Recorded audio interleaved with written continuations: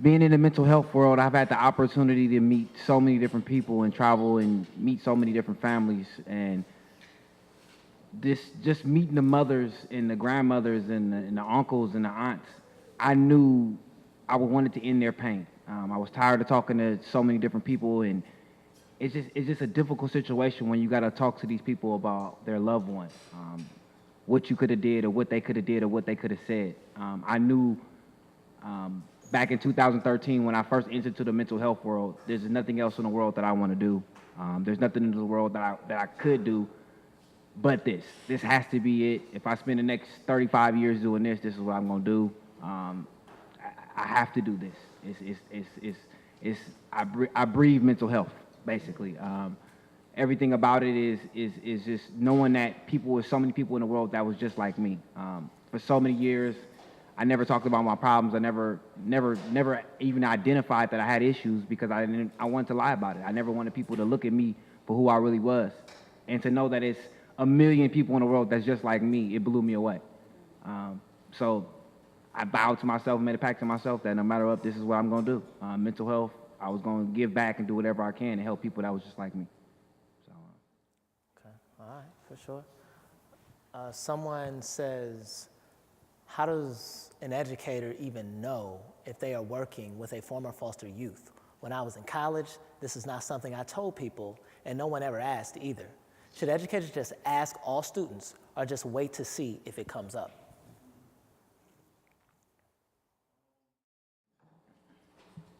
Honestly, for me, I feel like we've been talking up here at this panel all day, it's the connections that you make. So, looking at this crowd for sure, I definitely see one of my professors up there right now, Miss Oliver, Miss Adrian. So it's the connections that you make. My first semester here, nobody knew about me or anything like that. I was facing housing insecurity at that point in time. But over the semester, me and Professor Porter just was talking, and I genuinely felt like he cared about me. So that kind of led me to telling him that I was dealing with homelessness and sleeping in my car and stuff. And that could apply to foster youth as well. Once you feel a connection with somebody, because in the foster care system, you feel isolated, you feel like nobody really wants you. So once you feel that connection, you are able to kind of tell people like, I'm going through this, or I'm a former foster youth, or I'm in foster care right now. So I feel like it's just the connections that you gain. A lot of people be embarrassed. When I was in foster care, I was embarrassed. None of my close friends really knew that I was in foster care. They thought I was going home every day just like them. I was embarrassed to tell people that I was living in a group home and stuff. No fault to nobody, but I was just embarrassed. That's just how I felt. So it's that connection that you make over time that really solidifies, whether you want to tell this person that you're dealing with stuff like that. That's how I feel. Okay. Anyone else want to speak to that? Should people ask? Should instructors ask, or should they wait? You guys good? Okay. Oh, you want to? Yeah, just real quick, I think one of the challenges that we face now, me in my position, is that we have a lot of foster youth that don't like to self-identify because of the stigmas that are associated with being in the foster care system or being system impacted.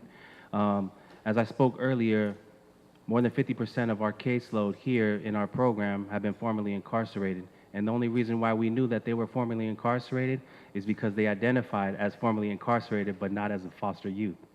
And so then we get foster youth who identify as foster youth, but don't say that they've been formerly incarcerated, right? Because then, again, that categorizes them, that puts them under another umbrella.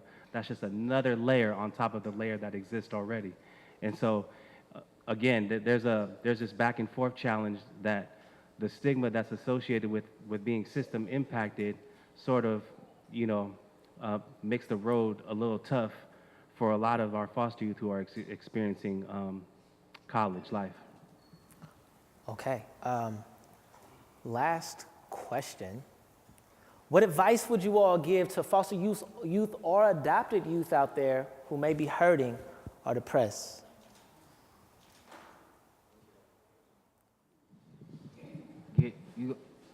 Counseling.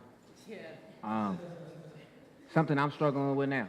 To be 100% honest with you, counseling. You gotta talk about your problems. You gotta talk to somebody. You gotta get that stuff out. I'm begging. I'm really begging. Like if you dealing whatever you dealing with, adopted, foster, It don't go away. I'm 36 years old, and I still look in the mirror and feel like I'm worthless. 36. I still feel like I felt when I was 5, when I was 4, when I was crying in the middle of the night, when I hoped my mom would come get me. It doesn't go anywhere, ladies and gentlemen.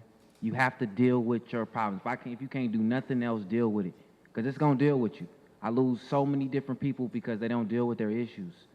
So my only advice is please, please, keep it in front of you and not behind you.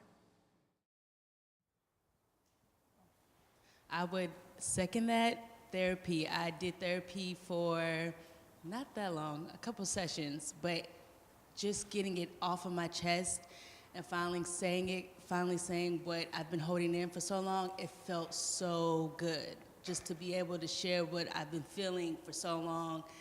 And just a lot of self-care. Take care of yourself. Don't be afraid to put yourself first in a lot of situations.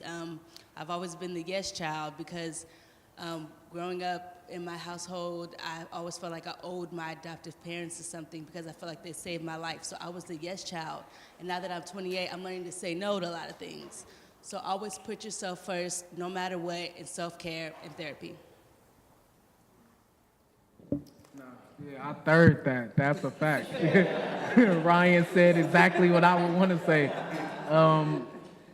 I definitely had a couple therapy sessions, and they really helped me. Like, I was talking about stuff that happened to me when I was 9 years old, and I'm 27 now, you know? So, yeah, therapy, a lot of therapy and a lot of support services and stuff like that. You got to get that stuff out, like Ryan was saying. If you don't, also what Kevin was saying, if you don't, it just follows you and follows you.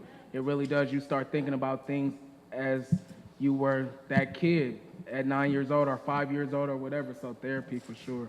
That would be my advice. Okay. What's up, Joy? Therapy. I know everybody keeps saying it, but it's so important. Like, you have to talk to somebody, and it takes a lot of like courage to be vulnerable and like talk to somebody, but you have to, because you will, like y'all just say, you will carry it around. It will show up. You will not be able to hide it. It's gonna show up in your relationships, you know, all of that. So yeah, counseling.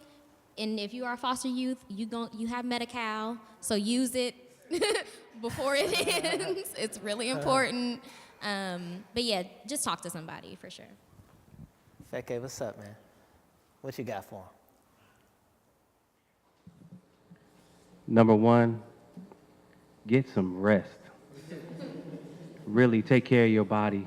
I think self-care is one of the greatest things that that anyone could ever have, is self-care, and take advantage of it. I want to speak real quick to a lot of foster youth who, historically, many of them who've experienced the group home system, they've never had the chance to make choices for themselves. People made choices for them. And so when they become an adult, they finally realize how powerful choice is. They really have the ability to exercise their agency. That's powerful. That's God-given. That's a gift. And so a lot of them, when they get older, they don't know how to exercise it. And so what we do here, not only at the college, but with all the other programs here that exist on campus, we teach them, we empower them to exercise their agency. And that's something that we should all do to become better people. All right, so listen, I want to thank Kevin Grateful Berthia, Feke Loaute, Terrence Williams, as well as Ryan Yarborough and Miss Cultivating Joy herself, Joy Mara Coleman. I want to thank all of you, beautiful audience. Shout out to Lisa Saladogo for helping me with the statistics. Shout out to Olivia Dudley, she made the flyer. Thank you all. Thank you all.